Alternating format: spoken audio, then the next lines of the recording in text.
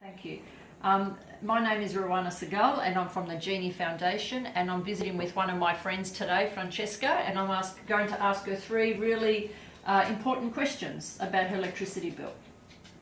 So thank you, Francesca, first of all, for allowing us into your home to ask you these questions and being part of the project. So the first question is, how happy are you with your electricity bill? I wouldn't say happy, it's just something you have to do. Something that has to be paid. And it's it, okay. But if somebody say no to pay, I'll be even happier. Yeah, very good. Thank you.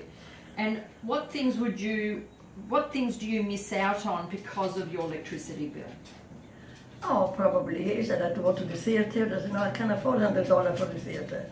So, you have more money at your disposal to spend on clothes.